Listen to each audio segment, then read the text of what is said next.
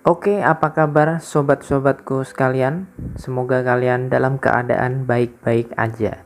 Oke, pada kesempatan kali ini kita akan membahas pola nurutnya seorang wanita. Jadi, cewek itu bisa patuh sama kamu, bisa mengikuti semua keinginan kamu, itu ada polanya. Nah, di video yang lalu kita sudah membahas tentang pola jatuh cinta. Nah, sekarang kita akan membahas pola cewek itu bisa nurut sama kita dalam PDKT maupun yang udah pacarannya. Dan teknik ini tuh bisa dikombinasikan dengan teknik investasi emosi.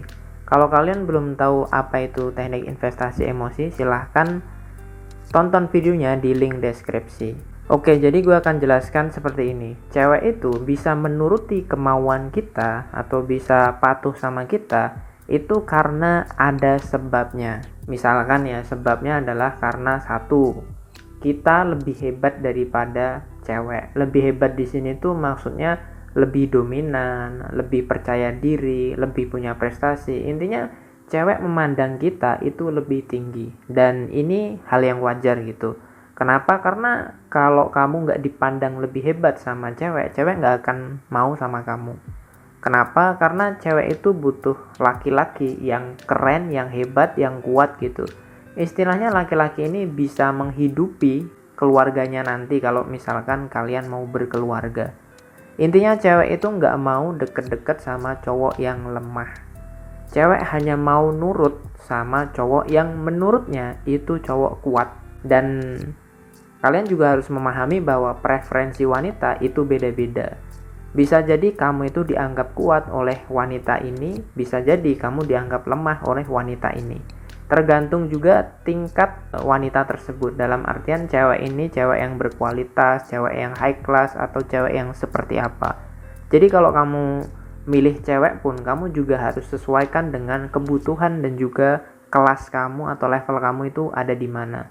Kalau kamu levelnya masih beginner atau masih newbie atau masih level yang biasa-biasa aja, kamu nggak mungkin bisa berharap gitu cewek kamu itu selevel dengan mungkin seperti Taylor Swift atau mungkin Kim Kardashian. Itu kan nggak logis gitu.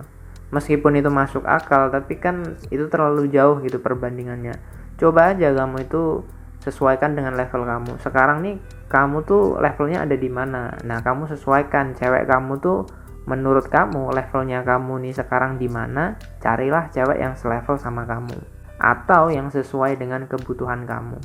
Baru cewek itu bisa nurut sama kamu. Kalau kamu nyari cewek yang lebih high class daripada kamu, cewek yang lebih dominan daripada kamu, cewek itu nggak bakalan nurut sama sekali. Karena buat apa kita menuruti seseorang yang lebih lemah daripada kita? Kamu kan nggak mau kan menuruti seseorang yang lebih lemah daripada kamu? Pasti kamu nggak mau. Kita itu nurut karena kita merasa bahwa orang yang memerintah kita itu lebih berkuasa, lebih dominan, lebih hebat daripada kita. Simpelnya seperti itu. Secara psikologis itu bisa dijelaskan dengan sangat mudah. Nah, gue akan tunjukkan polanya seperti ini. Kalian bisa lihat di layar HP atau layar laptop kalian seperti itu ya. Pertama, kita tuh pasti akan kasih perintah atau kita akan kasih minta sesuatu. Nah, cewek itu kemungkinannya akan ada dua. Dia itu bakal paham atau dia itu bakal nggak paham atau bingung. Kalau cewek ini paham dengan perintah kita atau dengan kode kita, dia paham, dia pasti akan berpikir, kalau aku ngelakuin apa yang kamu bilang itu benefitnya apa? Benefit ini di sini ya mungkin dapat pujian atau dapat hadiah atau mungkin dapat bahasa cinta dan lain sebagainya. Benefit itu seperti itu. Atau bisa dibilang benefit itu feedbacknya. Kalau misalkan aku ngelakuin apa yang kamu suruh, aku dapat apa? Nah, itu benefit itu maksudnya di situ.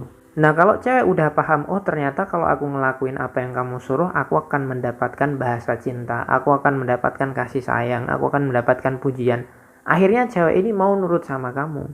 Jadi orang itu bisa nurut sama kamu, itu karena ya dia dapat benefit, dapat keuntungan gitu. Contohnya misalkan gini, kalau kamu nurut sama atasan kamu, ngelakuin tugas-tugas kamu, benefitnya apa? Kamu besok bakal gajian, kamu besok bisa dapat promosi gitu. Nah, misal seperti itu. Makanya kamu nurut kan? Kenapa? Karena kamu digaji, karena kamu dibayar. Kalau kamu nggak nurut sama perusahaan kamu, ya kamu bakal dipecat dan nggak bakal digaji. Sesimpel itu. Nah, kalau kamu bilang berarti cinta itu transaksional ya bro? Ya memang seperti itu, dan itu manusiawi. Mau nggak kamu ngelakuin sesuatu tanpa kamu dapat benefit? Mau nggak? Kalau levelnya kita masih manusia biasa, ya mungkin masih tanda tanya. Orang kamu ibadah aja minta sesuatu kan? Kamu mungkin habis ibadah nanti minta, ya Tuhan aku minta ini minta itu dan lain sebagainya. Itu ibadah loh, ibadah aja kita masih minta. Apalagi relationship atau istilahnya relasi dengan orang lain. Jadi transaksional itu sebenarnya wajar-wajar aja. Tergantung dari sudut pandang mana kamu melihat. Kalau kamu memandang sesuatu itu dengan cara yang baik, ya outputnya pasti baik. Tapi kalau kamu memandang sesuatu itu dari kacamata yang negatif, ya pasti outputnya juga negatif. Sesimpel itu. Nah, sekarang kita akan membahas ketika kamu kasih perintah ke cewek atau minta sesuatu ke cewek. Cewek ini nggak paham. Kalau dia nggak paham, dia pasti akan bingung. Dan kadang-kadang cewek itu kalau disuruh dan dia bingung, itu ada banyak kemungkinan. Pertama, dia itu akan nanya sama kamu. Kalau cewek kamu itu aktif, dia pasti akan nanya sama kamu. Ini maksudnya gimana ya gitu. Dia pasti akan nanya. Karena setiap orang yang dikasih perintah itu pasti ragu-ragu. Ragu-ragu ini timbul karena dia nggak paham maksudnya apa, benefitnya apa. Itu perlu kamu jelasin. Kalau dia nggak paham. Nah, ada lagi cewek itu mungkin dia itu apa ya istilahnya, dia bingung, dia ragu-ragu tapi nggak mau nanya. Dia mungkin malu sama kamu karena takut dibilang cewek yang blow on dan lain sebagainya. Ini biasanya terjadi kalau kamu pacaran atau PDKT sama cewek yang pasif. Makanya gue selalu bilang bahwa jangan deketin cewek yang pasif. Karena cewek yang pasif itu kalau dikasih tahu, dia itu nggak paham tapi dia malu untuk nanya. Nah, problemnya di situ. Cewek-cewek yang pasif ini tuh adalah cewek-cewek yang sebenarnya baik gitu. Memang mereka tuh baik sebenarnya. Cuman mereka tuh takut atau malu untuk berkomunikasi sama kita. Kadang-kadang menatap mata kita aja malu-malu dan lain sebagainya.